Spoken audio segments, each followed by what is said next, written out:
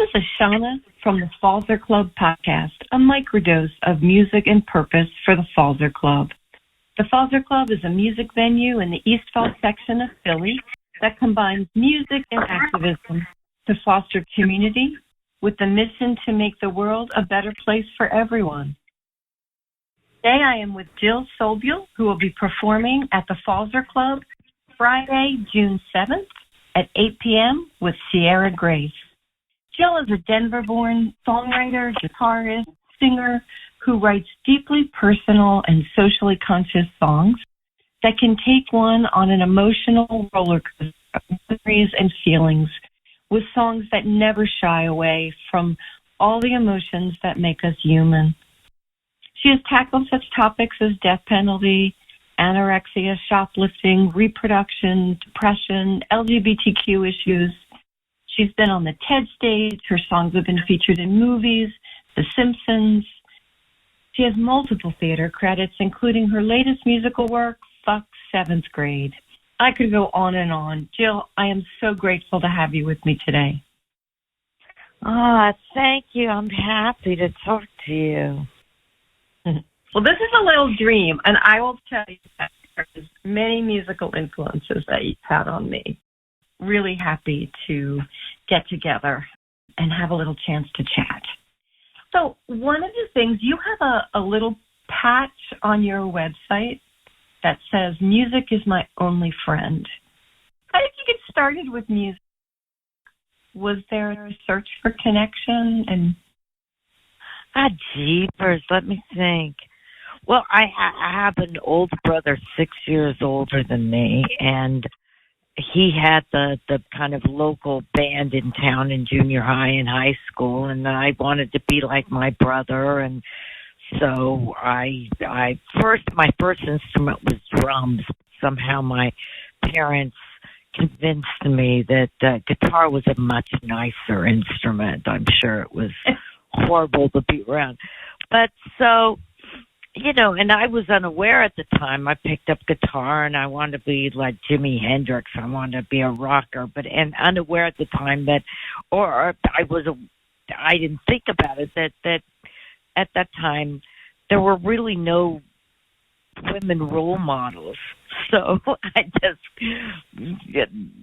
I was the only girl guitar player in my stage band in junior high and in high school. And, I started playing and started writing songs, but the songs I wrote, I just kept to myself, and I didn't really play out in public with my own songs until after. It was my third year abroad in college. I mean, at the time earlier, I thought, who makes a living? It's not a very wise move to become a musician. But somehow by accident, by busking on the streets in another country, and a guy saw me and invited me to play his nightclub. And I think that's what started it. Wow, what country? Spain. That's amazing. I'll confess that I backpacked through Europe when I was young and definitely played my guitar in the subways of Paris, but I swear people gave me money so that I would just quietly go home. I'm sure I wasn't that good, but I think if that guy hadn't walked by when I was busking and asked me to play his nightclub, I wonder if I would be doing something completely different. It seems like a lot of what I've done was why I keep doing this is a series of accidents almost.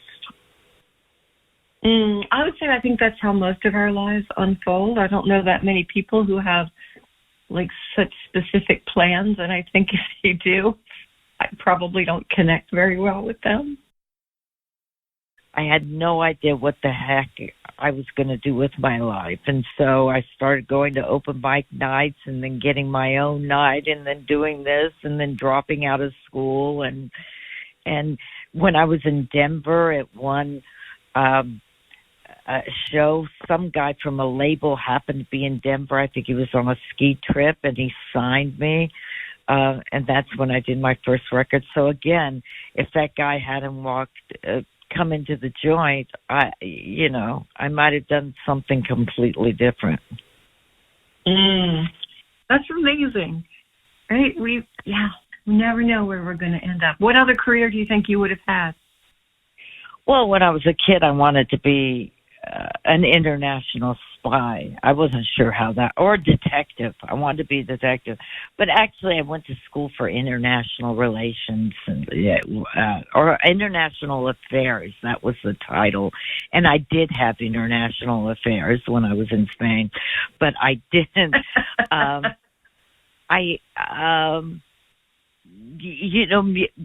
Like I said, in high school, in the first year of college, I thought, who makes a living doing music? And, that's a silly thing. So even though that was my love and music, I didn't think of it as a possibility of a career. Yeah, it's interesting. It's like, right, we have this just happenstance at times, like right place, the right time. And going back to, like, sometimes we don't know how we influence people. I mean, your iconic song, I Kissed a Girl, was the first openly gay themed song that cracked the Billboard Top 20. And honestly, it publicly legitimized the feelings of so many closeted bi and lesbian women who felt misunderstood. It was suddenly like, I don't know, I think it opened so many worlds for people. And we all know that your version is the real version, and we're just going to leave it at that. You have a line in the song that forgive me for not quoting it directly, but says you kissed a girl and that won't change the world. But truly, Jill, that song changed lives. Well, oh my God, that makes me feel so great. And in the last years, when I sing that song, I do sing, it changed the world. So I've changed my lyric over the last 15, 20 years. It was really funny when I wrote that song. I didn't even think, it was going to be on the record. I didn't think the label would go for it. And I recorded it as kind of a lark, even the song that I wrote, wishing there was a song like that when I was a kid.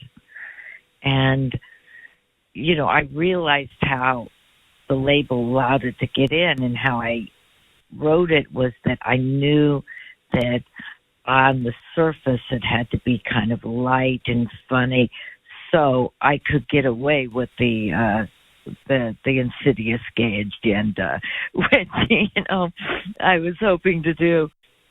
Didn't quite know what the impact was going to be, but I put it out there, seeing what the best would be. I mean, there were things that I wish would have been different. Originally in the video, I was going to have a kiss with the neighbor girl, which would have been fantastic. It would have been the first kiss on MTV, between two women or two men, and but at the last minute, the label chickened out, and instead of the kiss, they had me pregnant with Fabio's baby, which was such a disappointment. Which to me would have had even more of a little impact, but it was fighting with the label because I saw it as a queer song, whereas they started thinking of it as a cute little novelty song. So it was a fight. Yeah, a male point of view, right? As long as you're pregnant from Fabio, then it can be a cute little male fantasy, I think. Oh my God, I remember I went on, do you remember, he's such an ass, Dr. Drew? Yeah. He had Love Line with him and Adam Carolla, and they had me on, and the whole point of it was that, to tell the listeners that if the young listeners that even if they have a crush on the same sex, it doesn't necessarily mean they're gay. It's just, that's part of growing up, and that was their whole reason for me being there. It was ridiculous, but I am so proud of the song. For a while, I stopped playing it as I was, it was kind of a double-edged sword because it was a thing that, like I said, the label was kind of putting it as a novelty song. It wasn't a novelty artist, and I wonder if my career, if I would have done better as some of my other peers on the label, if I hadn't had I Kissed a Girl and had to deal with that and the kind of blowback from it. But like 10 years ago, I've totally taken it back. And the thing about the Katy Perry one was, which was fun, but there was a lot of 13-year-old girls that accidentally bought my record, which I thought was great. Well, that was lucky for them. Since the time when that came out, we've made so much progress. And then today, it feels like we're backtracking on that. And I don't know, I think it's really frustrating. I'm raising a queer daughter, and I worry about her future for so many reasons. We visited my best friend recently, and Robin gave my daughter a pile of books that my daughter referred to as old lesbian wisdom, which included Stone Butch Blues, and I don't remember the other. Oh my God. But it made my daughter so happy, and she was like, we need older lesbian mentors. And I'm just wondering, how do you think it's possible to help the younger generation of LGBTQ youth to, find their way to be able in this time when things feel so divided to celebrate just who they are? Oh, my God, that's such a good question. Well, first of all, I think it's good that people know their history and what people went through. For me, earlier, learning what my elders went through when there were, raids and pre-Stonewall and what they had to go through. And because I think you have to arm yourself with it and appreciate that. I honestly feel that we're not going back. That I just think we have to be vigilant. And I know you worry about your daughter, and I worry about the younger generation, especially trans kids, but I think we have to be vigilant, we have to fight back, but I honestly think that we're not going back. I mean, I don't know how you feel. I mean, that's my optimistic side. I love your optimistic side, too, and I hope you're right on that. I do worry. How did you decide that your path to making a difference in this world was going to be through honest lyrics and really addressing so many important issues? I was always kind of a little activist. I meant, as a little kid, I remember I couldn't wait to get back home from school to watch the Watergate trials. I don't remember what happened, but in grade school, we all wore black armbands when I think it was Ohio State or something, Kent State. So I think even before, when I was starting music and I was really influenced by some of the folkies that were, and even some of the R&B artists that were activists and protest singers, from John Prine, who wrote that Your Flag Decal Won't Get You Into Heaven Anymore, to Gil Scott-Heron, The Bottle, Whitey on the Moon. And for some reason that you know, I don't know why. My parents were very liberal and active in the Democratic Party, but I don't know where I got that, but I was a little lefty when I was a kid, so I think that has followed me and impacted my art. Mm. Yeah, just tell me about how you created the Island of Lost Things. The Island of Lost Things. Well, actually, it's one of my favorite songs that I've written. I sometimes go through periods of not writing, and I have to get myself back into that mindset. I mean, I always think that, you know, waiting for inspiration that's bullshit. You have to. It's like waiting for inspiration to go out and run or jog. No, you really got to force yourself to do it when you haven't done it for a while. So I give myself little exercises to start. Like, I can't do okay, I'm going to sit down and write a song. You know, I just can't do that. It's like, it's too much anarchy, you know, so I have to create a little frame around that. So I give myself little assignments. And I remember this one was, okay, well, you know, I'm absent-minded. I've always been my entire life. And I leave things everywhere. Like, every hotel room has something of mine. So I was like, okay, just make a list of things that you've lost. And so I started doing that. And then my mind went to other places, and it started becoming a thing, not just lost objects, but what you've lost in life, what you're afraid of losing. And it became a real song, and something much deeper than listing the items that I lost in a hotel room. So that's where that came from the seeds of an assignment to get myself to start writing again. I love the line, I lost a person I could blame. Yeah, I know, that's so awesome. You know, I think about it, you know, a breakup that I had 10 years ago that was really devastating. And there's something amazing about having that, you know, the pain and holding on to it. And when you lose that, it becomes kind of more indifference, and you don't think about that person anymore.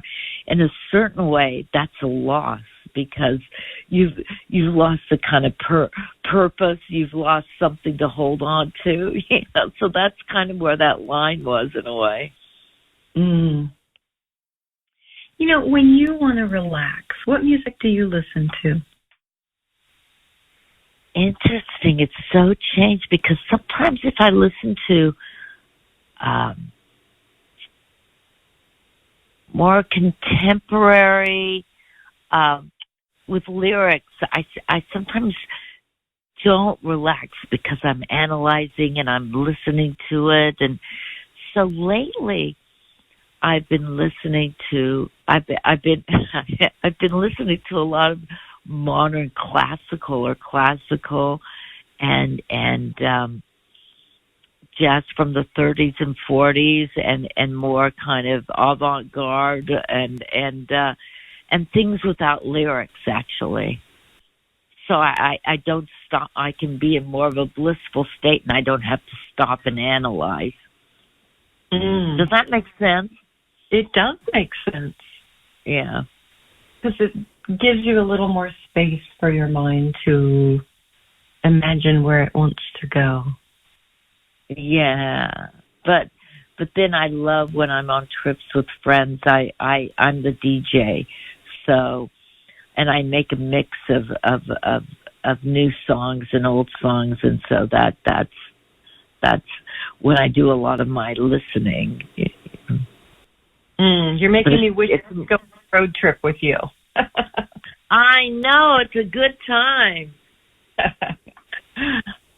I bet it is. The music industry has changed so much since you got started. What advice do you have for musicians trying to make it today?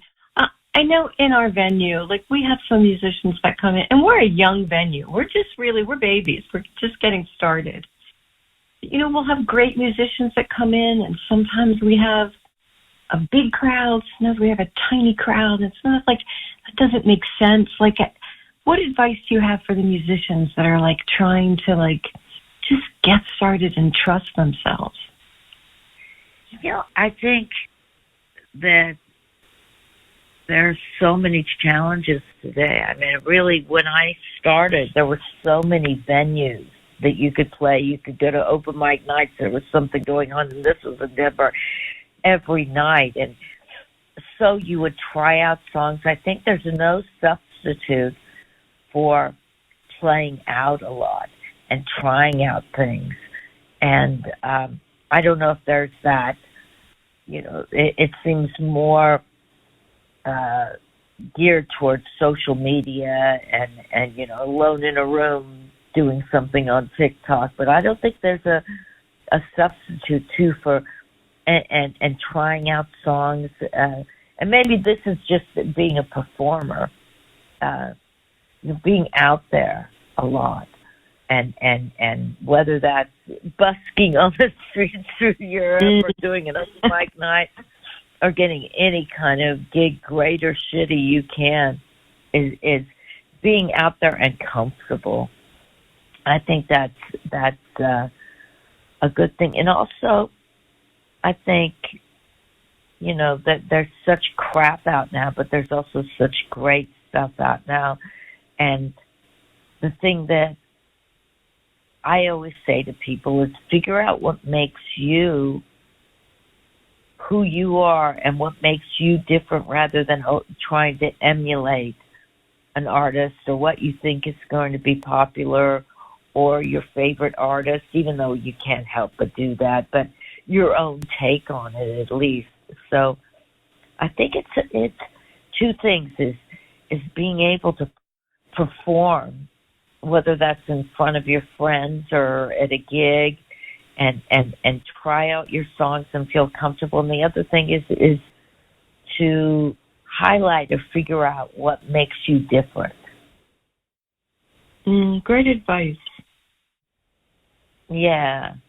I mean, that's just the beginning. But it's so different now. I mean, when I started, when I got my first record deal, that the industry was so different. People bought music. I don't know how people can, other than being a trust fund kid or having two jobs, can move to New York City or LA. And, well, you don't have to these days, but can have a career, make a living with music. I think it's a lot harder. And when I started with the label, there was a middle class of artists. To me, it's like the Hunger Games. You're either at the bottom or there's that little 0.01%. So I think it's more challenging, but I think, you've got the advantage of social media, which I didn't have. Yeah, things have definitely changed and shifted. It'll be interesting to see what the next 10 years bring. I feel like at the club, we're just dedicated to trying to build community and still trying to find out kind of what that means. We do a little bit of mix of activism and, we're completely devoted to music and, helping local people. And I think that's so great. And you know what? There just might be a trend of coming trend of people wanting to get out of their house again. I hope so. Trying to get people out of their house and dance. Hopefully we'll have some dancing when you come.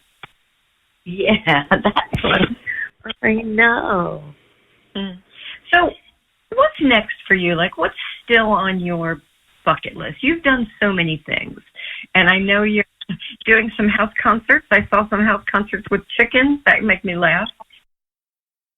Your desire to be a by? What's next?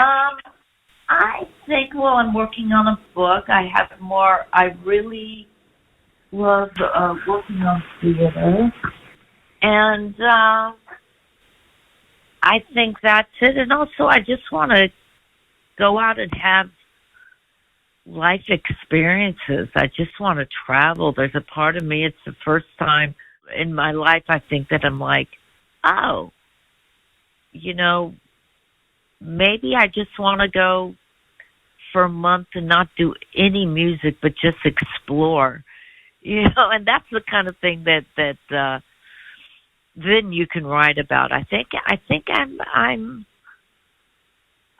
a part of me is a touch burnt out, I have to say. I think you're just talking because I've just been on the road constantly for the last 2 months. So I'm looking forward to maybe just chilling out and really writing. I think sometimes when I'm on the road, I think I know this, it's hard for me to write, to change gears. It's like I'm in a hotel room. After a gig, do I want to write or do I want to watch something on TV before I go to bed? And that seems like a way easier thing to do. So I think my next thing is to slow down and write and explore and write about what I'm finding out. That's it.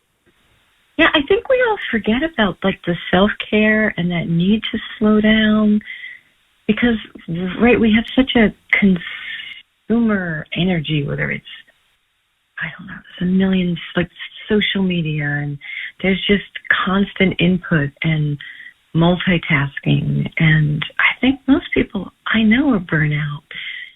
And so it makes me happy to think that your goal is to sort of slow down, right? Because then we see what comes out of that, and we kind of find really what's in our hearts and what we need.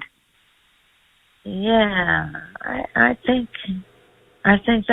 that's my next goal, and to figure out whether that's a book or another musical, is to kind of get, feel, like I said, as you get older, it's like being on the road is hard. It's tiring. Not complaining. I love it, and I love it still. I love performing. But I think sometimes I don't realize that there are limits. So yeah, that's it. Slowing I look down. forward to doing, doing nothing for a couple of weeks. That sounds divine. Good. Do you have that built into your schedule, or is that sort of distant future? It's kind of a distant future. In August, I might have a few weeks, and I might go visit a friend. And every 2 years, we go somewhere on the planet. Good. That sounds perfect. Yeah, unless we schedule it, it doesn't happen because life has a way of filling up our time. Yeah, and it's hard because I don't love touring. I don't like the traveling and having to get up early and the lack of sleep and, the 6-hour car rides. But I love performing, and I feel like I'm at home with it. But you do have to know your limit, So I would love for you to share a song with us, and we can play a little snippet of it. Is there a song that's resonating for you that you would like to share? Why don't we do Island of Lost Things since we talked about it? That sounds perfect. Okay, we're going to take a brief little musical interlude and play a snippet from Jill's song, Island of Lost Things. I lost my keys, I lost my heart, I lost my car in the parking lot. Lost my voice but can hear sing from the island of lost things. I lost my phone, I lost my way, I lost the hours of the day. Grandma's ring swirled down the drain to the island of lost things. The island of lost things. I lost my shirt, I lost my aim, I lost the person I could blame. I wish I could recall his name. The island of lost things. My mom was not a hoarder, she threw everything away. My 45's my favorite toys, shoebox full of Polaroids, plastic on the good couch, everything was clean. A vacuum bag of treasures in the island of lost things.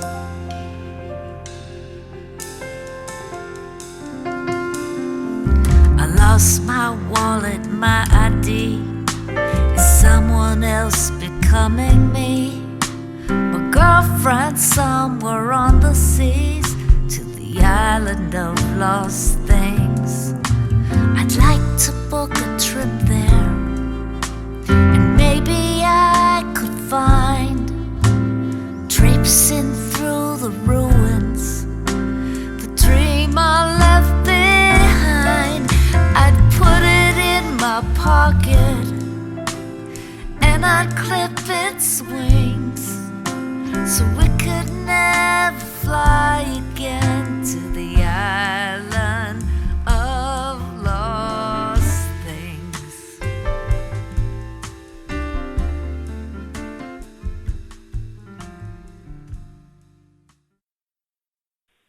Yay. Yeah, I love that song so much. Oh, thank you.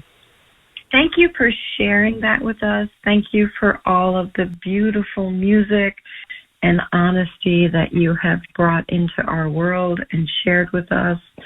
I appreciate your vulnerability and just your willingness to be who you are and set that as an example for others. Well, thank you, and I look forward to hanging out and seeing you in Philly. Same. All right. This was Ashana with the Falzer Podcast, and today I was with Jill Sobule, who will be performing at the Falzer Club Friday, June 7th at 8 p.m. with Sierra Grace. We hope to see you there. Be well, be creative, and make a difference.